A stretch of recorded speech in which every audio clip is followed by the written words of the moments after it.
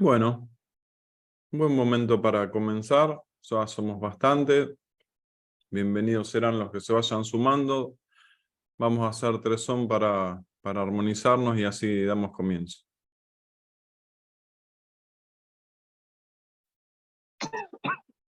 Om.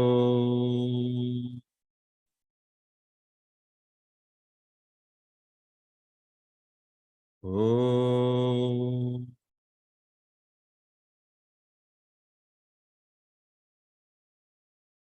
Om.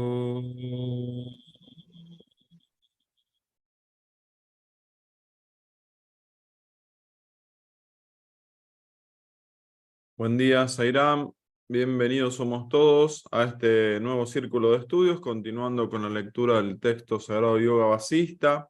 Hoy vamos a comenzar desde la página 387. Van a ser 4 páginas las que vamos a leer, donde Vasista va a estar narrando una historia que por ser tan larga la vamos a continuar el sábado que viene. Así que hoy la vamos a comenzar.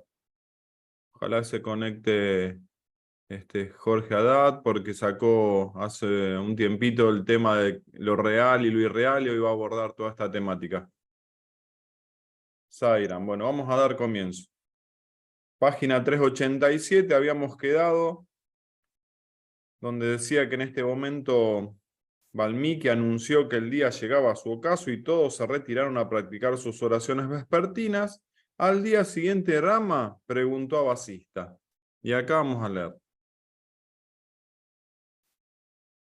Si este mundo es el sueño de Brahma, el creador, tan irreal e ilusorio como las ciudades que vemos en los sueños, ¿cómo es que adquiere tan sólida firmeza en nuestra percepción? Vasista le respondió con su proverbial amabilidad. Y acá viene el subtítulo sobre la imaginaria creación y el sentimiento del ego.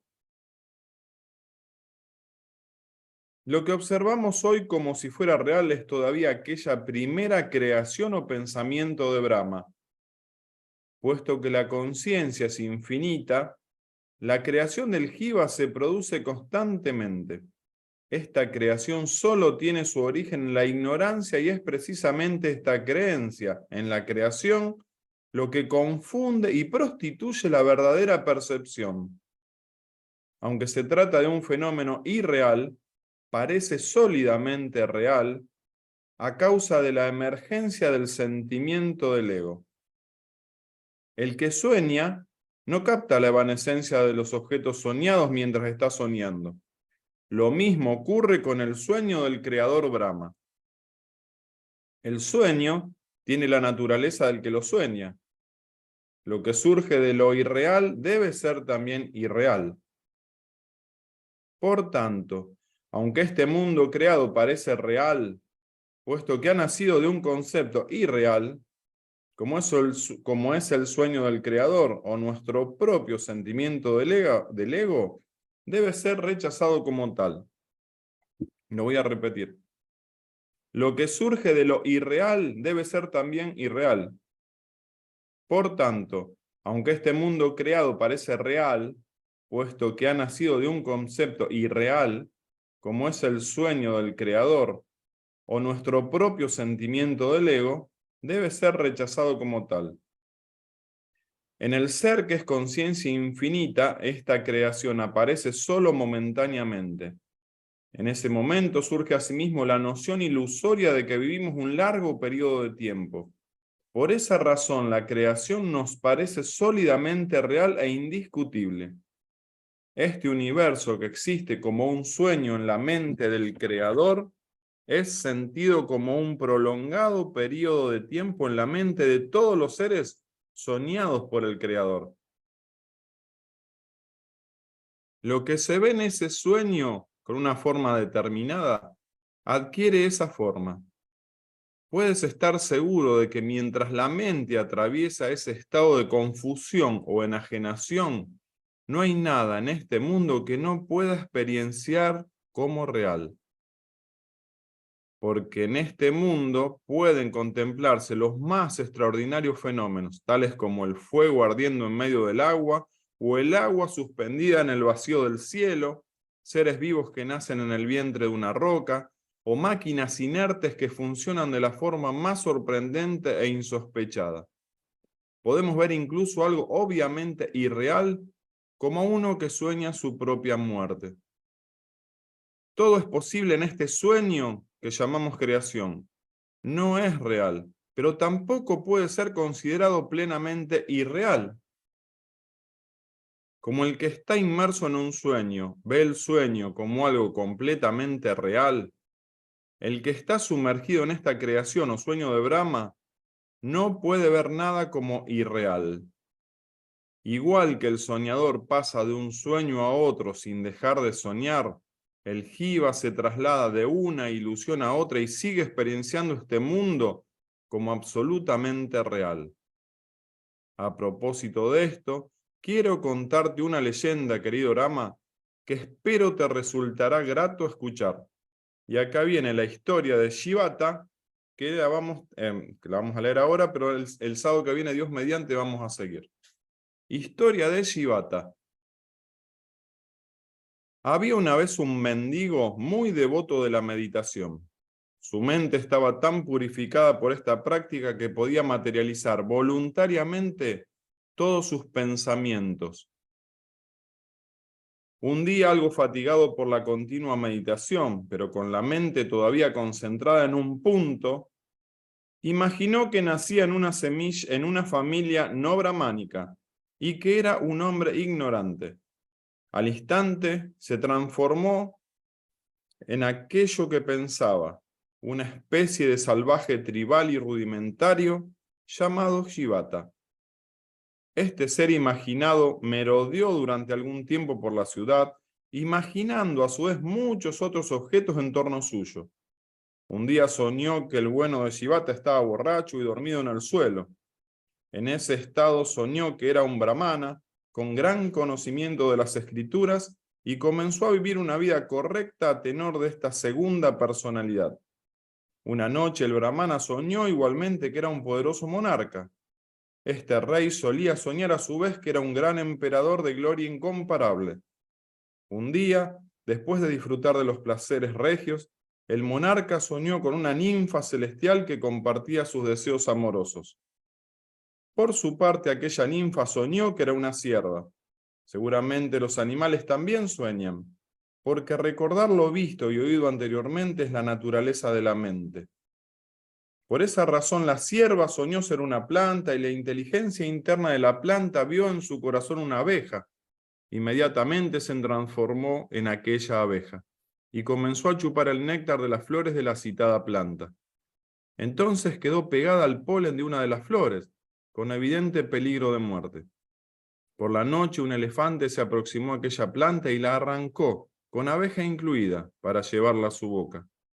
En aquel momento la abeja que había visto al elefante hacer esa operación se transformó en el hambriento elefante. El elefante fue a la postre capturado por un rey, quien en cierta ocasión vio una colmena que le hizo recordar su pasado y transformarse de nuevo en abeja. Esta comenzó de nuevo a chupar el néctar de las flores silvestres y al hacerlo se transformó en una de aquellas plantas. Antes de ser destruida por otro elefante, la planta había visto unos cisnes en un lago cercano y se transformó en cisne, que vagaba por el campo en compañía de sus congéneres. Mientras tanto, el primitivo mendigo, todo este sueño, y estaba meditando en el cisne, le sorprendió la muerte, y su conciencia se encarnó de hecho en el cisne. Dicho cisne contempló cierto día al señor Rudra, Shiva, y en su corazón brotó la convicción de ser el propio Rudra, el Redentor. Al momento abandonó su cuerpo de cisne y se convirtió en el Señor. Pero como Rudra estaba dotado del conocimiento superior, en aquel momento recordó todo lo que había ocurrido anteriormente y pensó. Y acá viene el subtítulo, Reflexión iluminada de Rudra, Shiva. Qué misteriosa es esta maya que confunde los tres mundos. En un principio, en la conciencia infinita que era yo mismo, nace la mente como conciencia objetiva, aunque sigue siendo cósmica y omnisciente. Después, accidentalmente, me convierto en Jiva, que se siente atraído por las más sutiles facetas de este universo y en consecuencia transcurro todo un ciclo como un mendigo tranquilo y sin ambiciones, que es capaz de superar toda distracción y permanecer sumido en contemplación profunda. Pero cada acción es más poderosa que la anterior y se superpone a ella. De este modo, el mendigo se consideró a sí mismo Shivata y se transforma en aquel paria. Más tarde pensó que era un brahmana, probablemente porque esta forma pensada era más intensa que la anterior.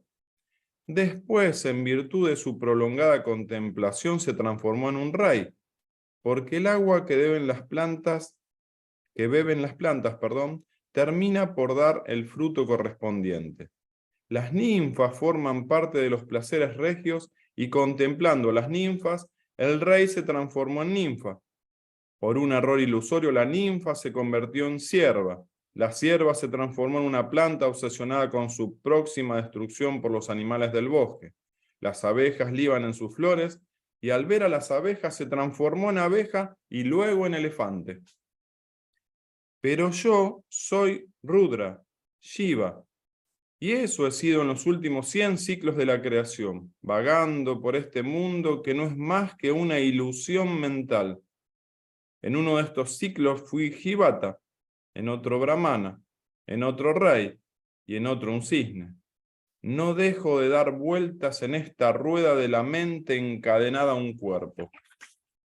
Así han transcurrido muchos siglos desde que olvidé que era el Ser Supremo o conciencia infinita.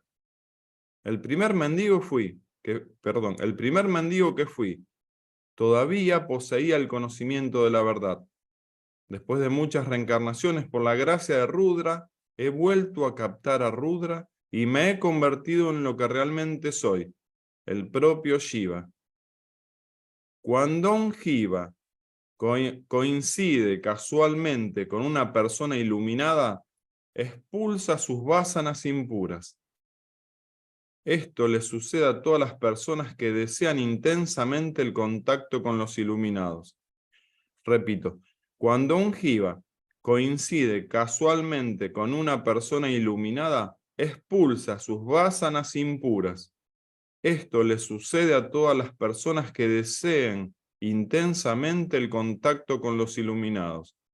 Ese constante anhelo llega a materializarse y se convierte en un hecho físico patente.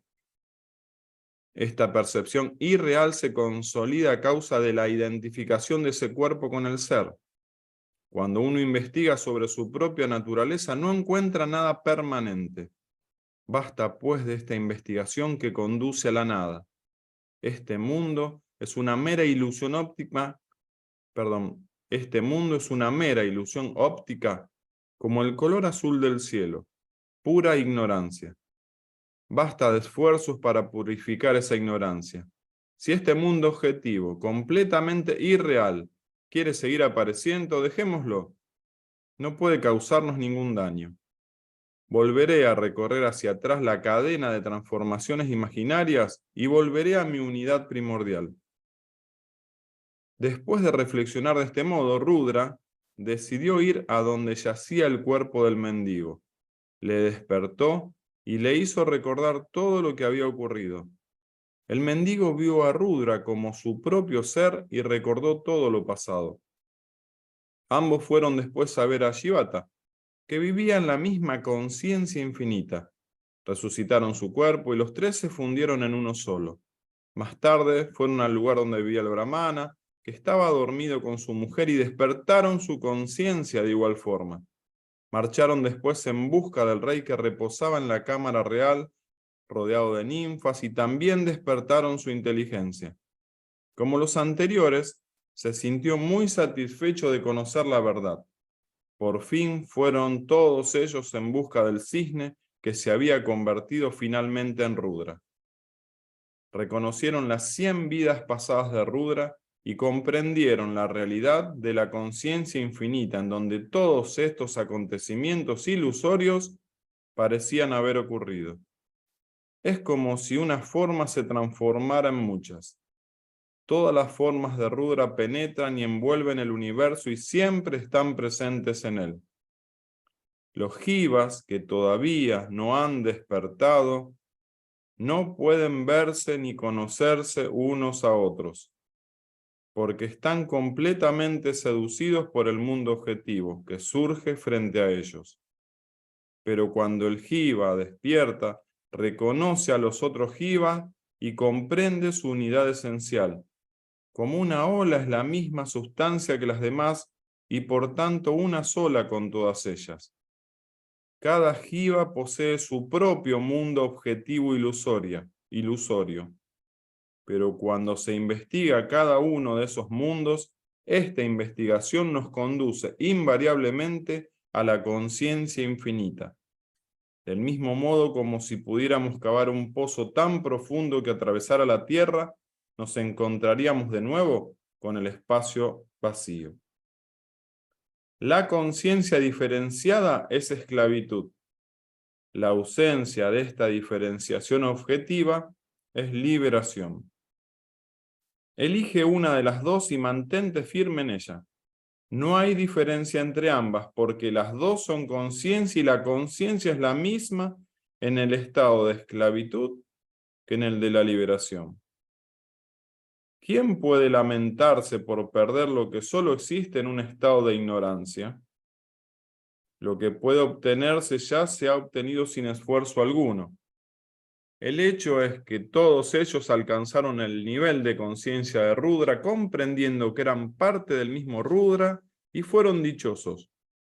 Rudra vio cómo se producía el juego de Maya e inspiró a todos ellos para que representaran sus diferentes papeles, haciéndoles luego volver a él después de unas experiencias aparentemente individuales y distintas, asegurándoles que al final del presente ciclo alcanzarían el estado supremo. Después desapareció de su vista y Shivata y los demás regresaron a sus moradas para seguir representando el juego.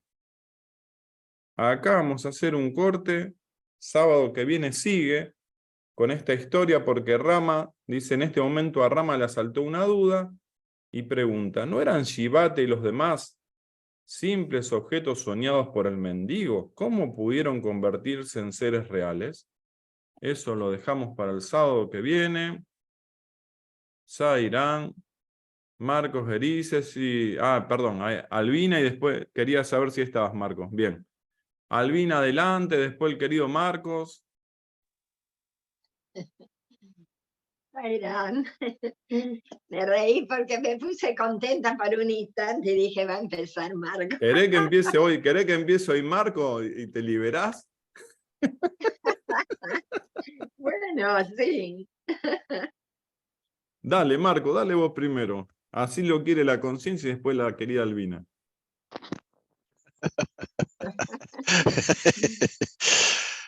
Son los roles, ¿viste? Está todo bien. Om Sri Sairam. Me gustaría concentrarme en la primera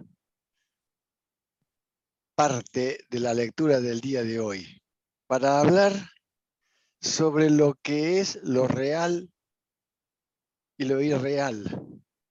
Porque si no, siempre entre comillas, a mi juicio, si no comprendemos qué se quiere decir con lo que se dice dentro del contexto y no profundizamos semánticamente el significado de la palabra, la conclusión que sacaríamos podría ser equivocada. Veamos que el origen del texto es sánscrito. Por ende, veamos las palabras de lo real y lo irreal. Real o satya es lo mismo, ¿no? Y lo que es irreal, asociado a maya, viene a ser también mitya, lo aparente. Hagamos de cuenta que todo es una esfera grande y transparente, que es la conciencia infinita. Imaginemos, o sea, una esfera, todo es sutil y transparente. En ella hay un espejo que también es transparente, porque es la mente, llámesele primer jiva, cualquiera de esos nombres, la mente es transparente, es un espejo transparente. La mente juega el doble rol, según el punto de referencia donde hagamos la observación. Si lo observamos desde la conciencia, todo es conciencia, no hay mente. Pero si en un momento dado el movimiento, que es la naturaleza esencial como expresión manifiesta de la misma conciencia, llamada Maya, ya aparecen como un sujeto y un objeto de percepción, en el cual ese objeto de percepción, que es la mente, refleja al ser, que es inherente a ella misma. Entonces, aquí viene el primer aspecto de Maya, que como dice la escritura, existe permanentemente. A veces queda en el estado de pralaya, o sea, donde no hay gunas manifestándose en equilibrio, y a veces se mueve como si fueran olas y da esa mínima, digamos, percepción de movimiento en la conciencia. Pero es permanente. Entonces, uno de los aspectos desde ahora, perceptualmente, desde nosotros como actuando como jivas, está lo que se conoce como mala. Mala viene a ser, desde el momento que aparece, vamos a tomar una instancia, ¿no?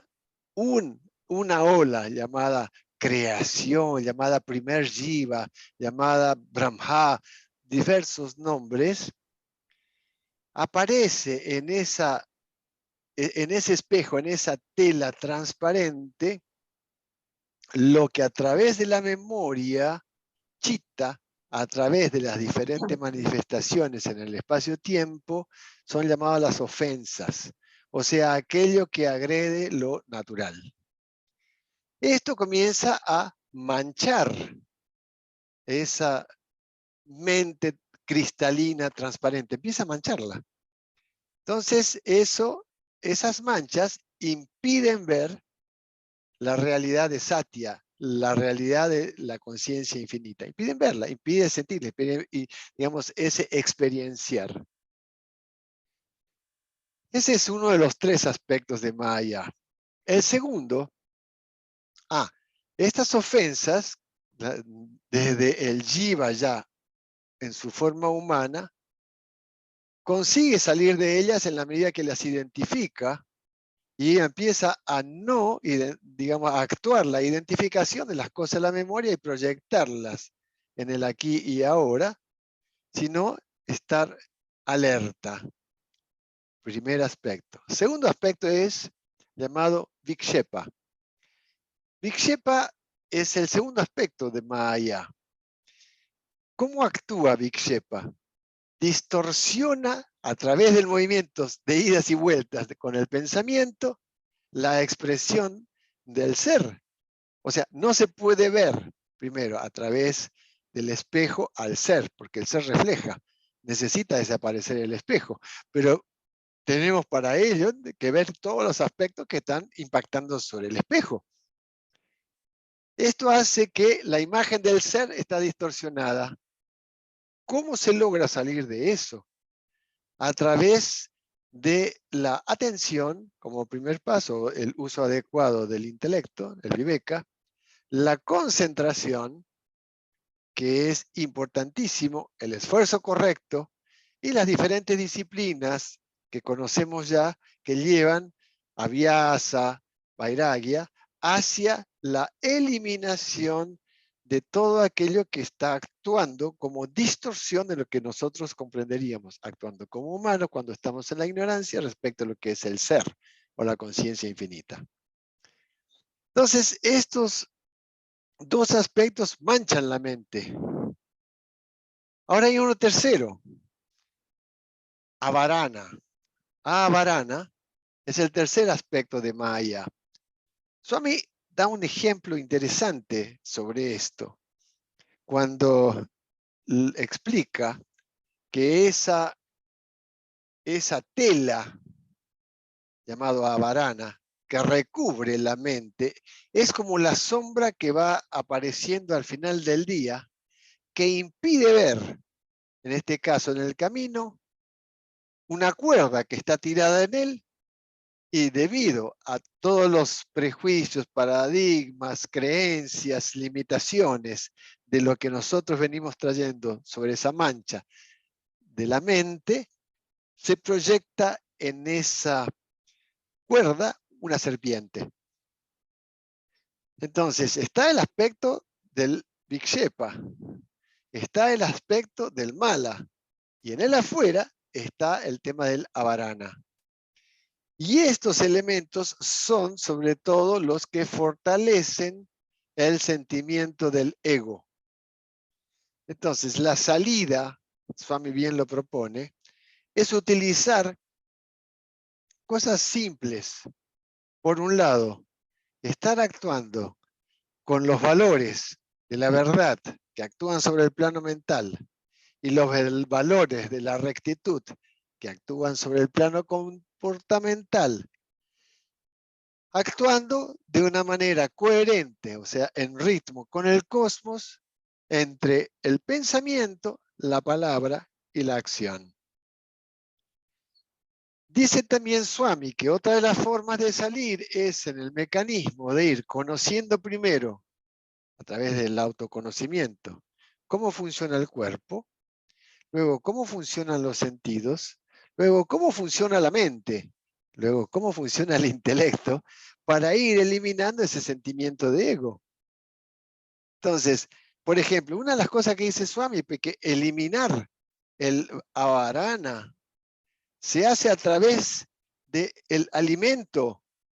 La persona que no cuida su alimentación y come cualquier cosa, no discierne lo que come, sino que lleva a la boca buscando satisfacer sus deseos, no puede tener un pensamiento límpido, limpio y, digamos, puro, que actúa como, en el caso este de Avarana, desde afuera, como una trampa, como una limitación. ¿Por qué? Porque el alimento es el que genera el pensamiento, así como el agua genera la energía vital en el jiva. Por otro lado dice, es necesario hacer el esfuerzo correcto, ya sea cantarle el nombre del Señor, o sea, Namas Marana, todas las cosas que venimos hablando. O sea, las líneas están, son los medios para eliminar esto, que es la identificación que tenemos con Maya, la identificación que tenemos en nuestro discurso de que somos los hacedores de la acción. Y la tercera, bueno, es el hecho de afirmar desde el marco de referencia, el punto de referencia sobre el cual me identifico, que es Brahman. O sea, yo soy la conciencia infinita. Swami también lo dice, en la medida en que vamos repitiendo, la mente se va identificando con aquello que realmente es, porque deja de aparecer cuando a través de la pregunta, como bien explicaba en la reunión pasada Dardo, ¿quién soy yo? Como decía Bhagavan Ramana Maharshi, desaparece la identificación con el Jiva y afirmo que yo soy Brahman. ¿Ok? Om Sri Sairam. Gracias, Marco, gracias. Albina, abordarlo de donde lo sienta, Albina, pero me gustaría, si podés hacer después un análisis al cierre o ahora, la parte esta que nos sentimos todo atraídos por Sai Baba, nos sentimos atraídos, si bien somos lo mismo. Y esta parte que dice, cuando un jiva coincide casualmente con una persona iluminada, expulsa sus vasanas impuras. Esto le sucede a todas las personas que desean intensamente el contacto con los iluminados. Y sentimos los que fuimos que algo se nos fue malo, ¿no? Cuando estábamos con Sai. Bueno, te lo dejo, Albina. Sí. Ay, disculpe. Esa parte la iba a dejar para el final. Y déjela, porque déjela. Realmente he tenido experiencia al respecto. Qué lindo, Albina, porque así nos tenés prendido en el círculo hasta el final. Gracias. No. Ay, disculpen, ya se me va a pasar. Bueno, a mí me gusta siempre empezar por el principio para llegar a una comprensión en todo. Es desde que nací, mi manera de ser, de ver y percibir las cosas. Entonces, voy a ir al párrafo primero. Lo que observamos hoy como si fuera real es todavía aquella primera creación o pensamiento de Brahma. Siempre digo, y siempre les digo allí en el centro, en Santa Fe, que nosotros estamos en ese sueño de Brahma o de Brahma, para que sea por ahí más entendible. Y aparte creamos nuestro propio sueño. Entonces, es como que estamos, o estoy, en dos sueños simultáneos. Y tengo que despertar para que estos dos sueños, o para dejar a estos dos sueños. Encima nos mezclamos con los sueños de otro Jiva, Albina. Estamos en un multiverso, como se usa ahora decir. Exacto, exacto, porque esto es infinito. No estamos aislados. El cuerpo tiene un límite, pero mentalmente no hay límite, mucho menos espiritualmente. Y dice, esta creación solo tiene su origen en la ignorancia. Y es lo que nos confunde. ¿Y cuál es esa ignorancia? Esa ignorancia es justamente ignorar que somos el ser.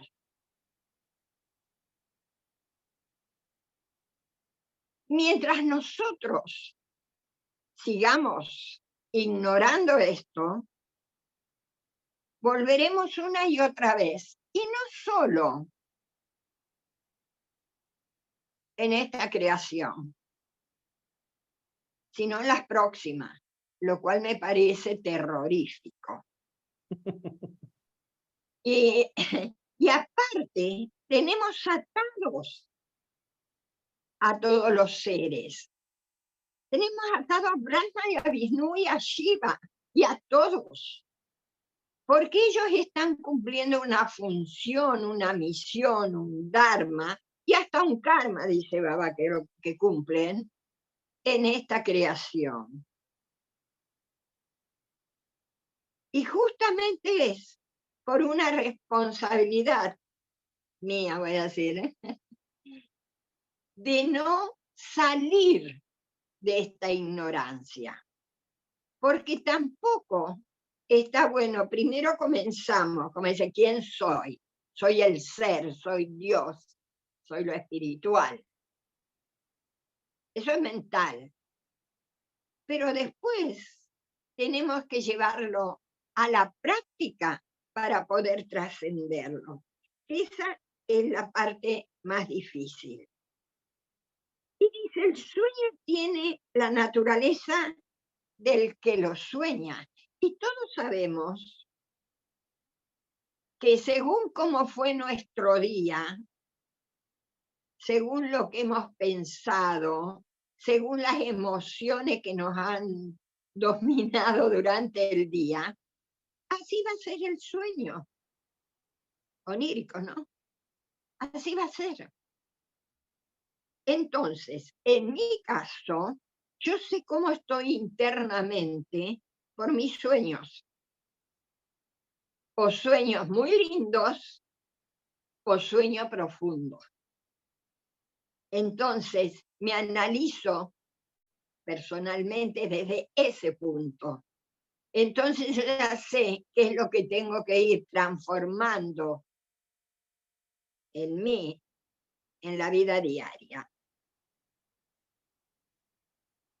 Lo que surge de lo irreal debe ser también irreal. Esa irrealidad aparente, ya sabemos, ¿no es cierto?, que todo está dentro de la conciencia infinita, por lo tanto, es real.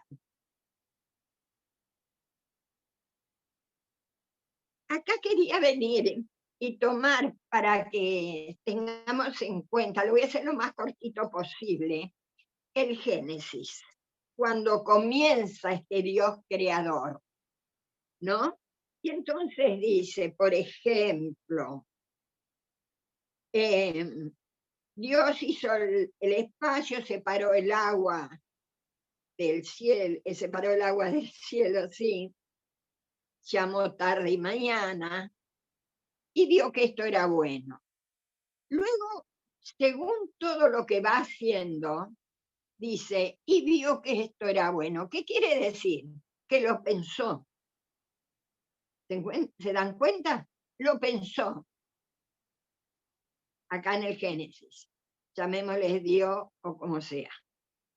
Entonces, a lo último, dice, hagamos al hombre a nuestra imagen y conforme a nuestra semejanza. ¿Y allí de qué está hablando? De esa creación mental. Somos imagen, el reflejo de la conciencia, pero tenemos semejanza con el Creador. ¿Se dan cuenta? Si nosotros vamos a ir analizando todo esto, es una maravilla. Y a mí me llevó a entender, digamos, el Génesis, por decirlo. Entonces, no quiero hacerlo largo, porque acá lo dice clarito, este universo que existe como un sueño en la mente del Creador es sentido como un prolongado periodo de tiempo en la mente de todos los seres soñados por el Creador. Por eso digo que cuando despertamos, estamos despertando de este sueño también de Brahma. Y voy a dejar acá, porque quiero escuchar a todos los hermanitos, porque realmente es riquísimo este párrafo y es para mucho, ¿no? Entonces, el asunto es dejar de soñar, como dice acá, porque el jiva se traslada de una ilusión a otra. Ya estamos despertando, ya sabemos quiénes somos. O miramos todo este universo, toda esta creación, con la mente, con el ego, ya habló Marcos, o lo miramos desde el ser. Y allí la visión cambia. Bueno, hermanitos, Zairán. Gracias, Albina, gracias. Te esperamos al cierre. Marconi, adelante lo que puedas compartir de lo que estás sintiendo de lo leído. Después Eva de Lelis. Horacio, no estoy hoy preparado para hablar. No tenía las páginas para estudiar. Bueno, para no tengo facilidad de expresar mi pensamiento, entonces me quedo acá para escuchar. Gracias. Gracias, Marconi. Gracias. Seba de Leli, adelante. Buen día, Zairán, ¿cómo les va? Muchas gracias a todos. En este momento no estoy en casa y, bueno, se me hace un poquito difícil hacer una devolución desde el lugar donde estoy, así que estoy acompañando como oyente. Pero bueno, muchas gracias. Muchas gracias, Zairán. Gracias, Seba. Gracias.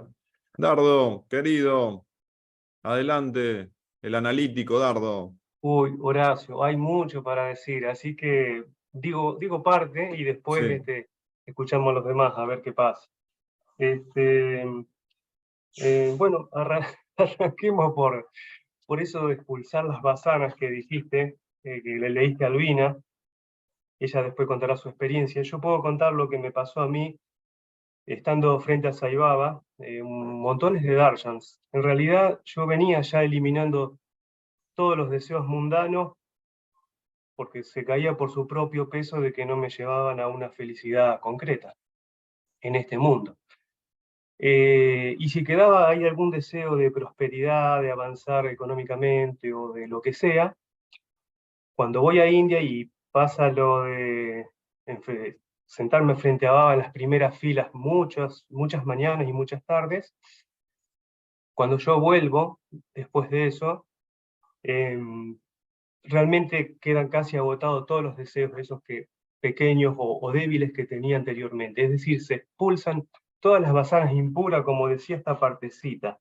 Así, cuando un jiva, un individuo sería, coincide casualmente con una persona iluminada, y acá estamos hablando mucho más que una persona iluminada, sino el avatar, ¿no? El Sai Baba, expulsa sus basanas impuras.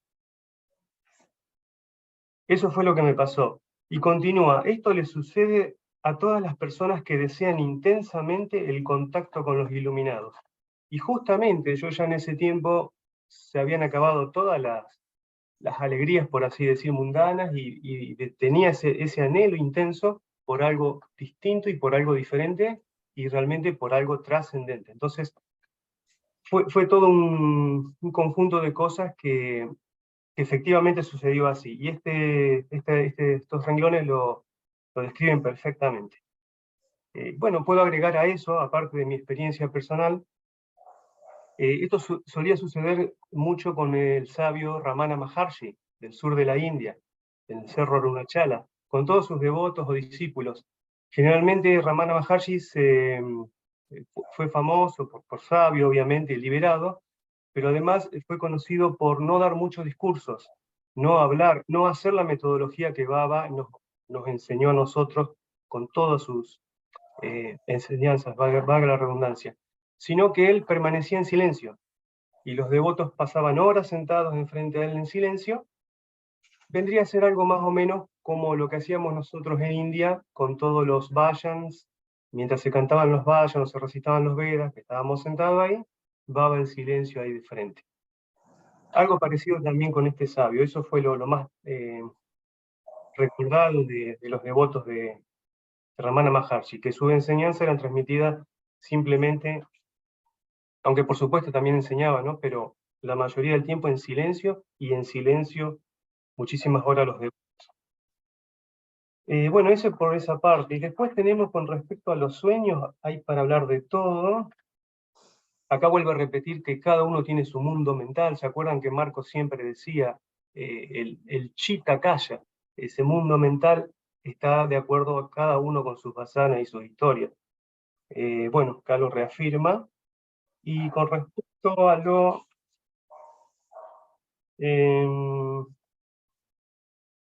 bueno, a esa cadena de sucesos que tiene el mendigo, en realidad era Rudra, porque al final dice, bueno, soy Rudra y soy la misma conciencia que yo imaginé ser un mendigo, ser esto, ser lo otro, y vuelvo a mi existencia. Es decir, nunca dejó de ser la esencia que era Rudra, llámese Shiva o Brahman, es decir, uno de los aspectos del ser. También está bueno que al final no es que va cambiando de vidas como si fueran reales, sino es todo un juego imaginado, que es lo que estamos haciendo nosotros ahora en este momento. Estamos imaginando que cada uno de nosotros somos este personaje en esta vida. También está bueno el dato cuando dice de que lo sentimos como un sueño, pero prolongado. Por eso lo creemos como real, como sólido, ¿eh? Como decía el título al principio, la imaginaria creación. Parte de la pregunta de Rama, que dice, pero si todo esto es irreal y es un sueño de Brahma, el creador, ¿cómo adquiere tan sólida firmeza? Porque lo vemos sólido, lo vemos real desde nuestro ego.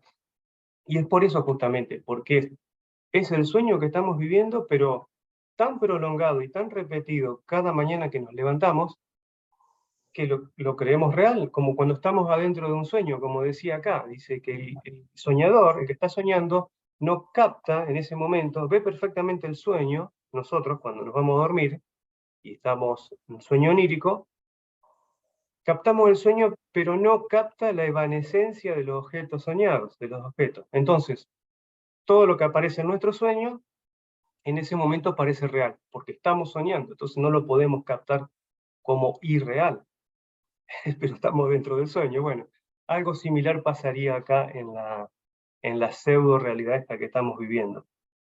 Horacio, hay un montón más para hablar. Si después queda tiempo, agrego algunas cositas. Dale, mil gracias, Dardo, mil gracias.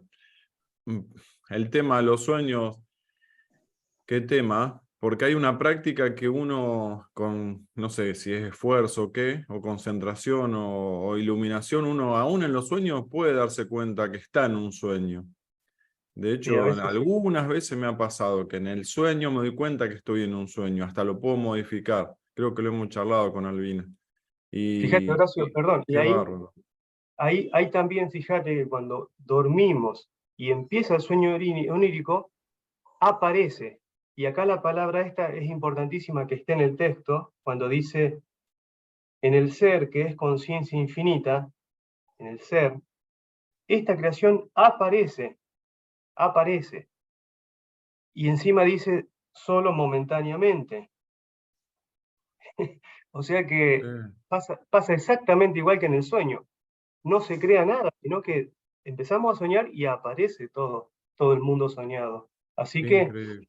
tenemos que engancharlo con esta pseudo realidad que estamos viviendo. Claro, lo que nos parece irreal y novelesco es que cuando despertemos de este sueño, nos vamos a dar cuenta que es un sueño, pero ahora no lo podemos concebir como algo posible. Es así. Qué increíble. Así, es increíble. Gracias, gracias, Dardo. Juan, adelante, Juan.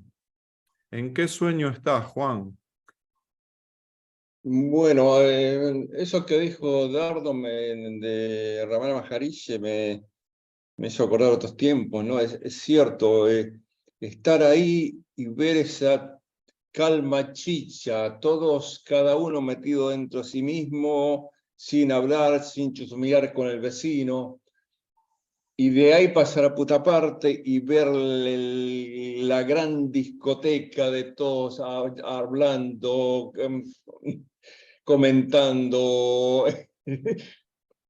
Y bueno, después entendí que eran dos caminos distintos, pero al final es más o menos lo mismo, porque hay una cosa del texto que hoy me impacta, que dice, la conciencia diferenciada es esclavitud. La ausencia de esa diferenciación objetiva es liberación. Elegí una de las dos y mantenete firme en ella. Interesante eso, porque parece que son dos cosas absolutamente contradictorias. Ahora, en el contexto de lo que leímos, el Rudra le hace ver a todos esa diferenciación, pasando de uno a otro, a otro, a otro, y después uniéndolos a todos y ver que no hay diferencia, que son todos uno lo mismo. Entonces, eso es lo que me impactó de la lectura de hoy. De resto, bueno, no conseguí extraer nada, pero esto de que son dos caminos aparentemente contradictorios, que en realidad es lo mismo seguir uno que otro, me resultó importante. Sairam. Gracias, Juan. Gracias. Gerardo, adelante, Gerardo, después Eva. Hola, Zairán, buen día. ¿Cómo están? Me sigue impresionando siempre el tema de la mente. Esa historia del rey que tiene su ministro. La mente es un ministro poderoso, ¿no?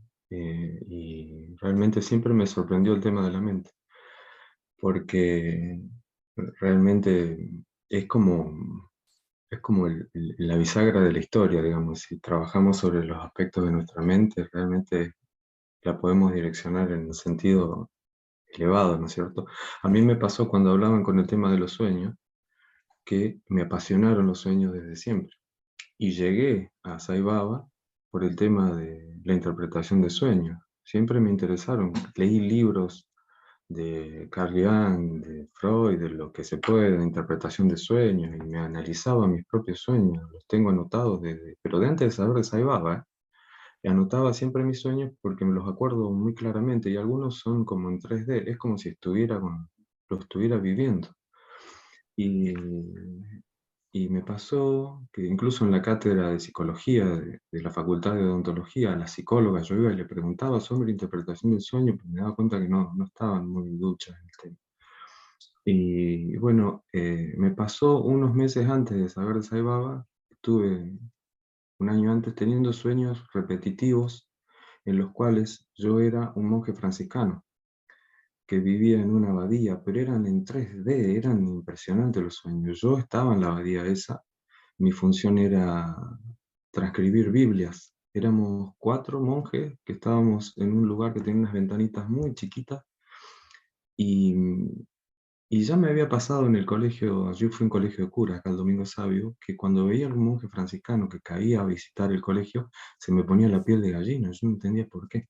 Y eso fue en el secundario. Ahora de grande me pasó estos sueños de la abadía, incluso hablando en un atril y trabajando con los monjes en la abadía esa, y fueron tan fuertes que decidí buscar una persona que haga hipnosis regresiva para saber qué información había de esos sueños, porque no estaba entendiendo. Esa persona tenía un cuadrito de alguien de túnica naranja y pelos, y me cuenta, y un elefante, y me habla de Sai Baba. Ahí se me acabaron lo de la hipnosis regresiva y todo, y empecé el camino con Swami, ¿no? Pero fueron a través de sueños, y me parece fantástico el tema de la interpretación de sueños, porque hay una información muy buena sobre todas las cosas que guardamos en nuestro inconsciente, ¿no? Así que bueno, el tema es este direccionamiento de la mente. La mente es altamente poderosa. Se le pega a aquello en que nosotros nos enfocamos. Me impactó alguna vez una cosa que dijeron, que en lo que crees, creas. Y aquellos en que te enfocas, que enfocas a tu mente, se empieza a manifestar en tu realidad. Y yo dije entonces, ¿y qué onda si yo empiezo a hacer repetición del nombre? Y me enfoco todo el tiempo en Dios, todo el tiempo en Dios. Y lo hago perseverantemente. Entonces direccioné mi mente, ¿qué es lo más elevado en lo que me puedo concentrar? Pensé. Y Dios, ¿qué hay más que eso? Entonces empecé con el tema de la mamarana. Así fue, direccionando la mente en un sentido solo. Y lo hago hasta este momento. Ahora es más, estoy haciendo más que antes todavía. Y, y la verdad que es altamente recomendado eh, porque se ven los cambios, ¿entendés? Y eso es una práctica muy, muy buena. Es como que se hacen muy visibles las cuestiones que uno ya no tiene que hacer. Entonces se hacen groseras. Y eso creo que es una claridad muy importante. Zaira. Gracias, Gerardo, gracias. Sí, Horacio, ¿sí? quería decir una última cosa. A mí me fascina algunas de las frases de Ramana Maharshi. Y hay una que le hizo, una pregunta que le hizo un visitante, recién Dardo habló de Ramana y qué sé yo, y un visitante le preguntó una vez a Ramana, ¿cómo debemos tratar a las otras personas? Ramana le respondió, no hay algo como otras personas. Me voló la cabeza. Claro, Zaira. clarísimo. Gracias, Gerardo. Eva, adelante, después Willy. Seirán, hermanos. Bueno, desde que he comenzado a conocer a Swami, he comenzado a trabajar sobre los vasanas para poderlo eliminar. Y ahora estoy en ese proceso de repetir que soy Brahman y ver también a todos como Brahman. Y acerca de los sueños, para mí es muy grato despertar de un sueño profundo, porque no he tenido un sueño con experiencias, ¿no? Entonces me siento bien. Y cuando tengo un sueño con así experiencias de mi pasado, a veces los llego a analizar para poder también rectificar qué es lo que más me ha impactado. Zaira. Gracias, Eva, gracias. Adelante, Willy, después Raúl. Zaira, a mí me resuena mucho la pregunta que yo estoy seguro que ahorita Albina va a ampliar un poco más. Con mi propia experiencia, cuando tuve la primera anhelo en mis meditaciones por conocer a Swami, era bastante joven, tenía como 16 años. Y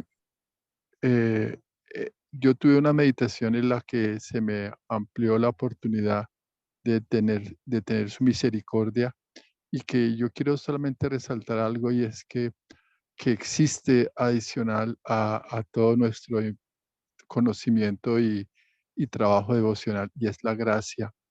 Yo creo que por la gracia de Swami yo pude llegar a él, y es solamente eso lo que quiero de pronto dejar con gratitud y con mucho amor para todos, contar siempre con que la gracia es un aporte adicional a todo lo que tenemos, en todo lo que hagamos, en cualquier práctica que desarrollemos, en cualquier cosa o conocimiento que queramos hacer.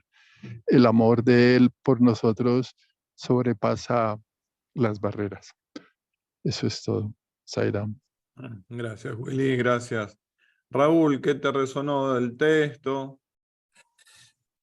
Bueno, muy interesante. Lo que a mí me vino globalmente, en principio, fue todo ese caminar por distintas encarnaciones como un ejemplo de lo que cualquiera de nosotros podemos haber tenido a través de este proceso de la creación.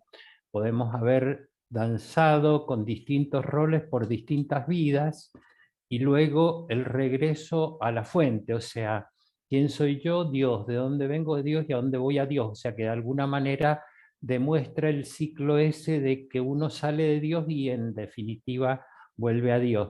Me siento en un camino intermedio, ¿cierto?, entre lo real y lo irreal. Por momentos estoy entendiendo la esencia de no estar en la tercera dimensión, pero en la mayoría del tiempo sí la poseo. Estoy siendo ese jiva que está viendo este juego ilusorio. Sairam.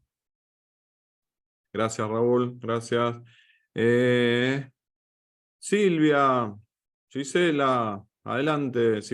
Centrémonos, porfa, en lo del texto leído, si no nos vamos de la lectura. Sí, Gracias, yo no, Silvia. estoy escuchando, no tengo una opinión. Está Lo disfrutando, único, digamos. sí, sí, en las buenas compañías. Así que eso, gracias. Gracias, Silvia. Gisela, adelante. Hola, Zairán. Bueno, el texto es como que nos va llevando, desde mi experiencia, que venimos leyendo a Bhagavad Gita, al yoga vasista, es como que, bueno, en mí esto mucho va calando hondo y con más profundidad por esta cuestión de ir trabajando, ¿no? Y bueno, y tener más conciencia de que no debemos salir del eje de conectarnos con el ser, porque esta semana leía de un Baba en un eterno conductor que decía que cuando nosotros nos íbamos del ser, él no podía hacer su trabajo, ¿no? Y bueno, entonces como que también esta lectura nos pone que estamos las 24 horas y todo el tiempo en un sueño si nosotros no nos conectamos con el ser, ¿no?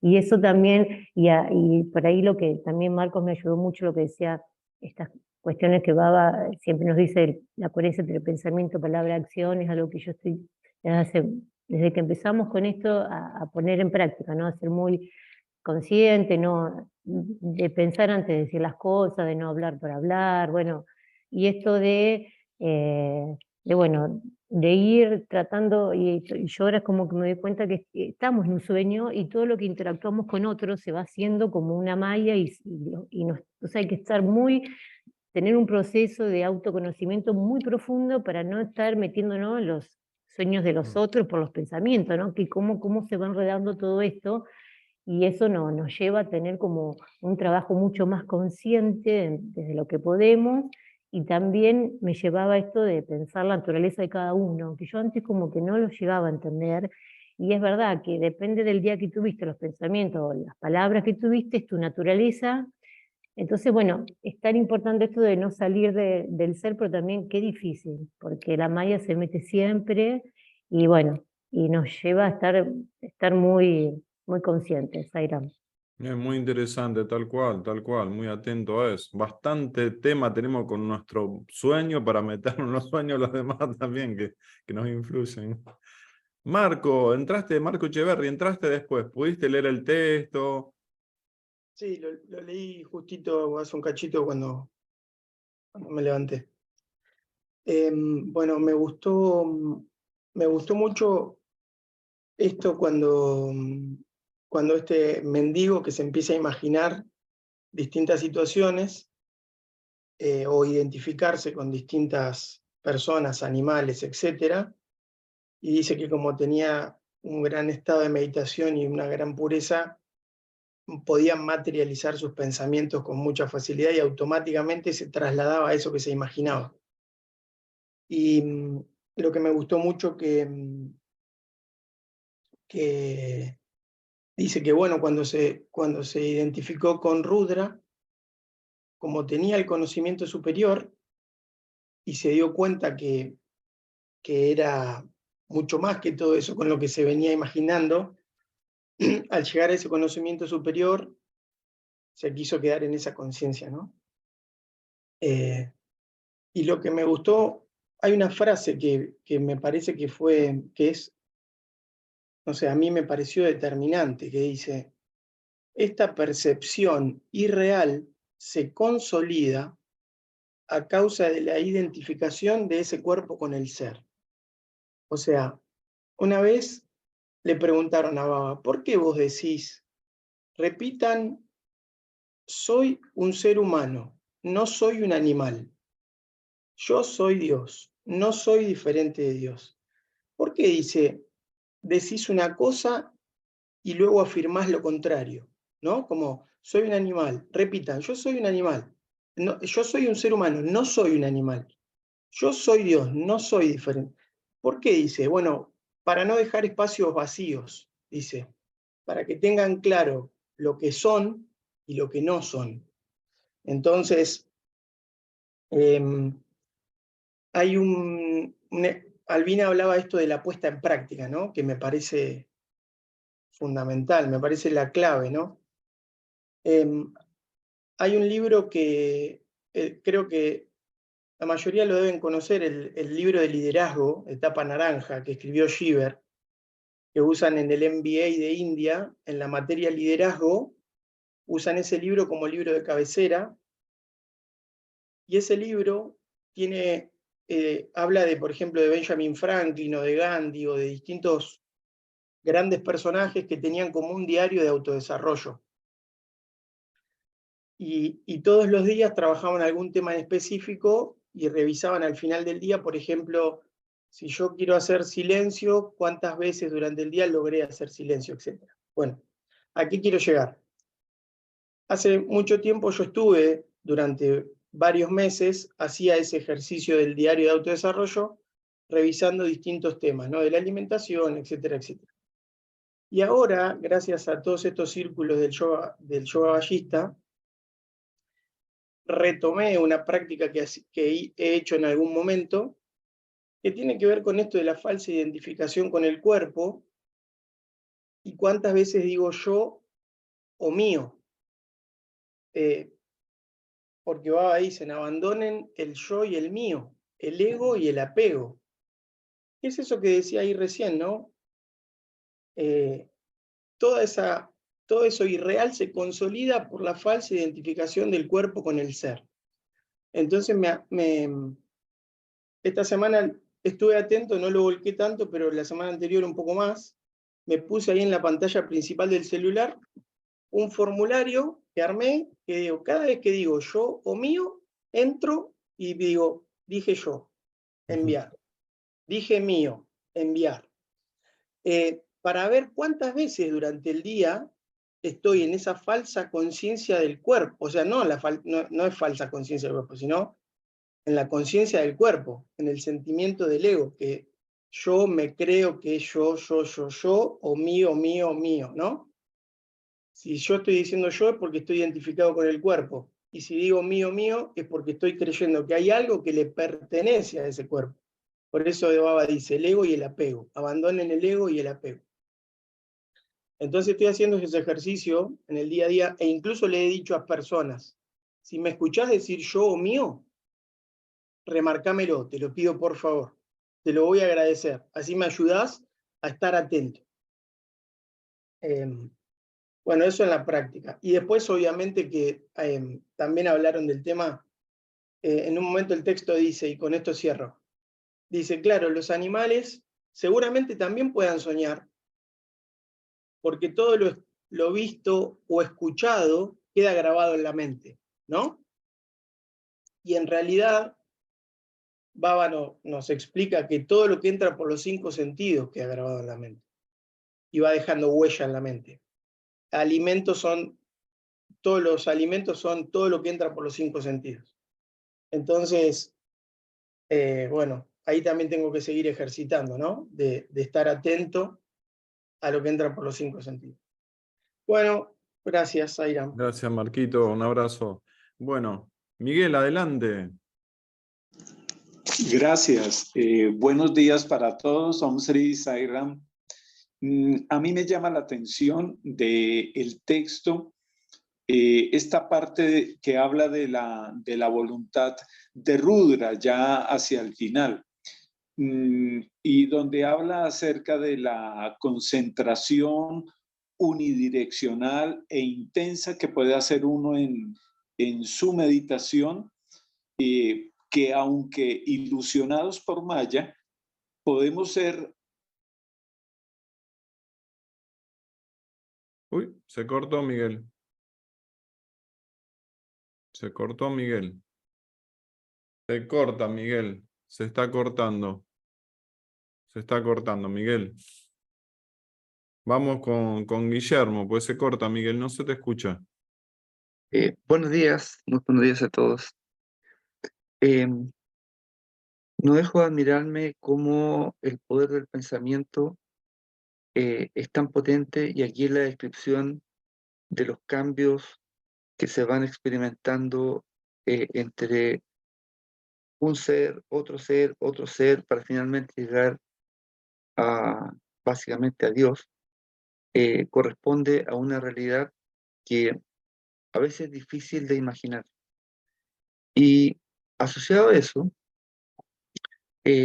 yo pensaba en esta vida donde he tenido tanta identificación con el cuerpo, con tantos roles distintos, siempre pensando de que lo que estaba viviendo era lo real. Y este último tiempo me estoy dando cuenta de que, claro, tal vez sea lo real, pero hay otro ámbito, que es el ámbito de lo trascendente, el ámbito de lo permanente, y el ámbito de lo iluminado, que es diferente. Y yo sé que mencionaron en 2 oportunidades la frase que dice: cuando un jiva coincide casualmente con una persona iluminada, expulsa sus vasanas impuras. Y yo, cuando escuché eso, visualizaba que dentro del contexto de las 7.000 y fracción de miles de millones de personas que hay en el mundo, son muy pocos los privilegiados que tuvieron la oportunidad de conocer a Sai Baba. Y si miramos hacia atrás en la historia de la humanidad, en los miles y miles de millones de personas, también los distintos avatares que han estado presentes, son muy poquitos las personas que han tenido la oportunidad de conocerlos directamente. Y yo no he sido uno de ellos. Pero por otro lado, tenemos que estos avatares son la representación física en un momento determinado que iluminan al mundo. Y también conceptualizaba de que no es necesario conocerlo, porque a través de la lectura, a través de intercambio de información, a través de la experiencia de vida de otras personas, uno va entendiendo cuáles fueron los mensajes. Y si uno asocia los mensajes que, por ejemplo, ustedes con tanta generosidad comparten con este libro sagrado, uno se empieza a formar un poco una idea de realmente lo trascendente. Y finalizo este comentario, mi comentario, diciendo de que considerando el hecho de que cada uno crea su propia realidad, yo este último tiempo, en esta concepción de crear mi propia realidad, visualizo que visualizo y espero y le ruego a Dios, a este Dios que no está afuera, que está dentro, que está representado por cada uno de ustedes, la posibilidad de conocer a Sai Baba. Yo sé que en algún momento Él va a llegar y voy a tenerlo presente. Pero más allá que eso, este último tiempo he tomado conocimiento y me he dado cuenta de las muchas veces que he sido privilegiado, porque Dios ha tocado mi puerta y me ha dado caminos frente a estas, a veces, oscuridades que uno tiene, porque esta vida de luces y de sombras, a veces uno dice, uff, ¿qué pasa?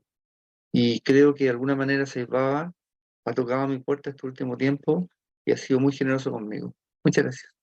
Qué lindas palabras, Guillermo. Muchas gracias. Claudio, después Mónica y después el cierre, Albina. Sairán, buen día. Después de todos los comentarios que hace la lectura respecto de los sueños, si hay algo que me queda claro, es que todo lo que pensamos no es real. No es real. Nada de lo que elaboramos en este momento, en el momento siguiente, es real. Otra cosa que me quedó, cuando dice en la lectura, los jivas que todavía no han despertado no pueden verse ni conocerse unos a otros, porque están completamente seducidos por el mundo objetivo que surge frente a ellos. Más adelante dice, cada jiva posee su propio mundo objetivo ilusorio, pero cuando se investiga cada uno de estos mundos, esta investigación nos conduce invariablemente a la conciencia infinita, del mismo modo que si pudiéramos cavar un pozo tan profundo que atravesara la Tierra nos encontraríamos de nuevo con el espacio vacío. Esto también lo relaciono o cuando en algún momento, no recuerdo quién fue, comentó sobre Ramana Maharshi. Creo que fue Juan también que retomó ese comentario respecto del silencio. La importancia de que si miramos nuestros pensamientos como observadores y llevamos la atención de ese objeto que son los pensamientos observados al sujeto, ahí ya tenemos para por lo menos mirar lo único que puede ser visto, que es la ignorancia de los pensamientos, como algo práctico. A veces me encuentro que la disquisición o la dialéctica es la condensación de la ignorancia de la que tratamos de huir, por así decirlo, que es contradictorio porque no está todo acá, así que nosotros somos todos eso, incluso la ignorancia también. Sairam. Qué lindo, Claudio, qué lindas palabras. Mónica, adelante. Bueno, yo he estado anotando, he tenido tiempo de anotar varias cositas. A ver, donde dice, bueno, yo voy a resaltar algunos párrafos del texto que en cierto modo, bueno, me han conmovido. Como por ejemplo, a mi ver, el proceso de Jivata comenzó con su enfoque en la meditación, pero hay toda una transformación en ello.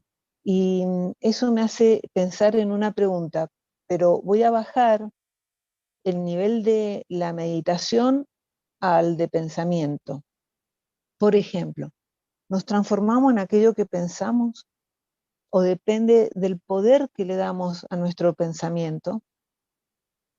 De todas maneras, el desenlace final en este texto es Rudra. Por eso dice, el mendigo que fui, todavía poseía el conocimiento de la verdad. Por eso entiendo que ya todos tenemos las herramientas precisas en ese estado de mendicidad, que es lo que nos va a ayudar después a expandirnos, a expandir nuestra conciencia. Otra parte donde el texto dice, no dejo de dar vueltas en esta rueda de la mente encadenada en un cuerpo. Y dice de repente, pero yo soy. De acá entiendo como un despertar o una chispa. Yo soy Rudra, Rudra Shiva, y eso he sido, vagando por este mundo que no es más que una ilusión mental. Otra parte, rescato ampliamente cuando dice que el contacto con los iluminados expulsa las vasanas impuras, porque ahí adhiero también un poco, no sé, yo para mí este grupo o ustedes, yo lo siento como iluminados. No, quizás no sea, no entiendo, entiendo el tema de niveles, quizás no seremos sabios, pero este tipo de reuniones debe de ayudar muchísimo a expulsar vasanas impuras, por lo que nos queda y por lo que después podemos llegar a trabajar en la semana. Es un nutrir constante todos los sábados. Después, otra cosa que cuando dice, la conciencia diferenciada es esclavitud, la ausencia de la diferenciación objetiva es liberación. Y a su vez dice, ojo, ambos son conciencia, no hay diferencia. Entonces, ¿qué nos queda a nosotros? Nos resta comprender que somos parte de este juego llamado Maya, hasta que nuestra conciencia de Rudra se nos revele. ¿Qué va a ser a través? Es como todo un juego de palabras. Se nos va a revelar a través de la expansión propia de nuestra conciencia. Conclusión, no hay nada que no sea Rudra, ya lo hemos dicho, no hay nada que no sea conciencia infinita. Nuestras mentes, nuestros cuerpos, nuestro intelecto, todo es conciencia infinita. Pasa que no podemos evaluar nada más allá de nuestro nivel de conciencia. Y para eso estamos acá, ampliando ese nivel. Y para terminar, este texto me transmitió mucha, un texto que me dio una sensación muy bella y profunda. A mí me transmitió eso. Y cuando habló Guillermo, yo quiero decirle que a través de esta sensación que me pasó el texto y lo que él dijo, obviamente, Guillermo, que Baba te está preparando para su encuentro, porque toda esta experiencia mística que estamos teniendo a través de la lectura es profundamente conmovedora y la respuesta más apropiada es la devoción que surge. Así que ahí estamos. Eso para Guillermo. Y gracias por el espacio. Qué lindo, Mónica, qué lindo. La primera parte, qué bueno, cuando hablaste de lo real y lo irreal, porque surge en el círculo de hoy. ¿Qué es real?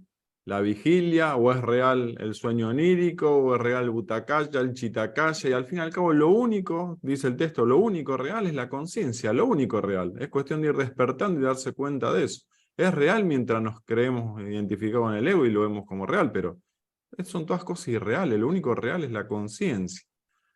Sí. Albina, ¿sos real o irreal, Albina? ¿Qué sos? Todavía me lo pregunto. Bueno, voy a retomar ese punto que vos dijiste, ¿no? Cuando un jiva coincide con una persona iluminada. Y quiero decir que mucho tiempo antes de conocer a Baba, de saber de su existencia física en este planeta, tuve un sueño, que fue un sueño muy real, que nunca olvidé, que alguien me decía que iba a conocer al principio de todos los principios.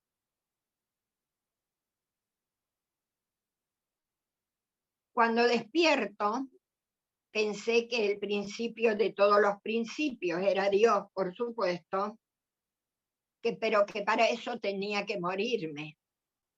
Y yo era muy joven en ese entonces, o sea que me puso muy feliz saber que podía conocerlo, ¿no? Que podía morirme y conocerlo. Jamás imaginaba que lo iba a conocer, digamos, en su forma física. Y bueno, tuve esa oportunidad de conocerlo, de verlo, de escucharlo, de tocarlo. Pero voy a ir a los vásanas, porque voy a contar dos. Cuando tengo este conocimiento de Baba y de sus mensajes, trato de poner en práctica. Y empecé, siempre dije, no, de una manera muy dura conmigo misma. Amar no me costaba. Ya amaba a todos, no me costaba. Pero sí el control de mi mente, que eran varios monos locos. Entonces traté de controlar la mente. Luego traté de controlar el ego. Entonces iba por partes, ¿no? Fue muy loco eso porque realmente me parecía que tenía que ir por partes en mí. En ese control de la mente, del ego, de los deseos y de los apegos, llegué a un resultado que fue justamente ese, ¿no? Tener prácticamente nada de apegos, deseos que consideraba sádicos, pero había olvidado los vásanas. Y yo tenía varios vásanas muy potentes en mi vida. Y voy a contar solo dos. Cómo uno tiene que ver con los otros y el otro conmigo misma. Estando en el ashram de Baba se acercaba la celebración de Maha Shivaratri y ya el ashram se estaba llenando. Coincide que en la espera del darshan, una señora rumana está al lado mío, ¿no?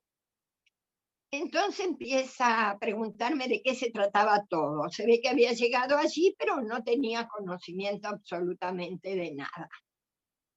En voz muy baja tenía que explicarle lo que significaba Maha Shivaratri y todo eso. Cada darshan de la mañana y de la tarde se trataba de colocarse al lado mío. Y en un momento, ya cuando ella estaba por regresar, me dice que nosotras habíamos estado juntas en una vida anterior. Bueno, lo tomé así, muy por el aire. Que habíamos pertenecido a una hermandad. Ah, bueno, estaba bueno, sí. Que era la hermandad de la Esmeralda. Podría ser, qué sé yo. Pero luego me dice, le pregunto, ¿y esa hermandad a qué se dedicaba? Esa hermandad, dice, custodiaba el Santo Grial. Cuando me dice eso, allí ya presto atención, porque durante años me dediqué a la búsqueda del Santo Grial. Compraba todo libro que trataba sobre el tema, que aún los tengo. Él había leído muchísimo. Como todavía era joven, pensaba que podía llegar a realizar una investigación y encontrarlo por mi cuenta. Pero cuando lo conozco a Baba, dejé de lado todo eso, lo suprimí de mi mente y desapareció de mi mente. Entonces, me preguntaba cómo volvía otra vez eso. Y no termina solo allí, sino que antes de partir me trae un estuche y me dice, esta esmeralda perteneció al Santo Grial. ¡Wow! Y la señora se va. Entonces queda mi mente como más loca que antes. Y le digo, Baba, yo esto ya lo tenía descartado. Ya no me interesa, ni lo deseo. ¿Por qué ahora? ¿Por qué ahora? Y me hizo pensar mucho, reflexionar, mejor dicho, y que ese había sido un vasana muy fuerte en mi vida, aun cuando yo lo había olvidado. Y con eso se cerró ese punto. Ese vasana no iba a volver nunca más. Y ahora paso al otro, que tiene que ver con las otras personas. Yo vivía en un pueblo, en Sáenz Peña, ciudad, digamos, y tenía 12 años. Y estaba una capilla en construcción en nuestro barrio. Y esa capilla en construcción tenía una pieza donde estaba la patrona de la capilla y del barrio, que era Santa Catalina. Yo amaba a esa Santa Catalina, me parecía lo más bello que había visto en mi vida. Y un día, la señora encargada abre, se va y nos deja a otra chica y a mí allí. Entonces le digo a la otra chica de mi misma edad, vamos a encenderle velitas a Santa Catalina. Y entonces tomo un fósforo, tomo una vela, enciendo una vela, la vela se cae, no sé por qué razón, pero se cae. Se produce un incendio de tal manera que yo veía a la Santa Catalina envuelta en llamas. Esta chica sale corriendo a pedir auxilio y yo me quedo allí tratando de apagar de alguna manera el incendio. Bueno, vino gente, lo apagaron, baldes con agua y todo eso. Y después venía la misa. Yo temblaba, porque entonces creía en un Dios que castigaba y no encontraba mayor culpa ni pecado que incendiar una virgen. Entonces esperaba ese rayo vengador que me haga desaparecer de la tierra. Y fue mucho tiempo vivir con ese terror que no se lo comuniqué absolutamente a nadie, ni a mis padres. Nos vamos, a mi papá lo traslada, y vuelvo después de 60 años, hace 2 años. Entonces voy a visitar mi barrio. Y la capilla de Santa Catalina estaba terminada, hermosa allí, y la puerta abierta. Entonces entro y busco a la Virgen, y la veo. Y sale una señora a recibir. Le pregunto por la Santa Catalina, y le pregunto si es la original.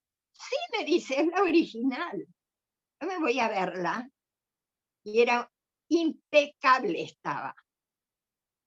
Y luego charlando, y para hacerlo corto, ella comenta que nunca se supo qué pasó con esa Santa Catalina, que estaba quemada de los pies hasta las manos, toda quemada.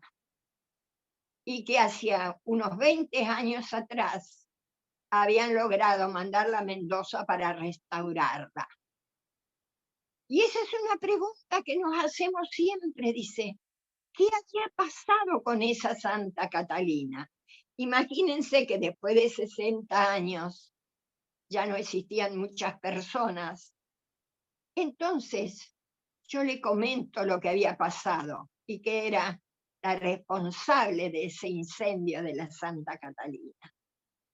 No se imaginan la alegría de esa mujer, porque ahora le podía comunicar a todos, incluido el padre, el sacerdote, que había encontrado la explicación a ese incendio, mejor dicho, a por qué la Santa Catalina estaba quemada. ¿A qué me llevó esto? A saber que hay vásanas que no solo nos pertenecen, sino que incluyen a los demás. Y por eso tenemos que tener también muchísimo cuidado. Ahora, desde ya y a esta altura de mi vida, estoy preparada. Pero quería contarles esto. Y esto me pasó con todos los vasanas que he tenido. Y que eso, para mí, es por ese conocimiento, no solo de un ser iluminado, sino nada menos que del avatar, el Purna Avatar. Y que realmente me está limpiando de todos esos vasanas que aún los tenía olvidado, y hay otros que debo tener olvidado y que me los hará recordar para cortar con ellos. Bueno, hermanitos, quería comentarles estas 2 experiencias. Aún tuve mucha más. Y para terminar con esta frase que ya la dijeron, ¿no? Que cuando el Jiva despierta, reconoce a los otros Jivas como uno, como la unidad. Para no olvidarlo, para tener en cuenta y para seguir despiertos, ¿no es cierto? Que si bien estamos en toda esta irrealidad, en esta malla y en esta ilusión, somos reales, porque somos la conciencia misma. Sairán, hermanitos. Sairán, y gracias a cada uno. Que ahí diste en el clic, Albina, lo tiraste ahí muy sutil. Somos reales porque somos la conciencia infinita, porque Albina es irreal. Sairán, ¿eh? Qué profundo, gracias. Seguimos el sábado que viene con esto de lo real y lo irreal, y qué es real y qué no es real. Y Basista le va a decir a Arama sobre las preguntas de todo lo que estuvimos charlando en el día de hoy. Uno Nitreyanti para cerrar. Gracias.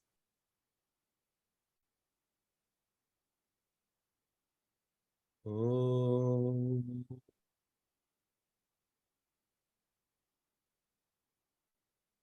Shanti, Shanti, Shanti. Jai Bolo Bhagavan Sri Satya Sai Babaji ki. Jai. Ay.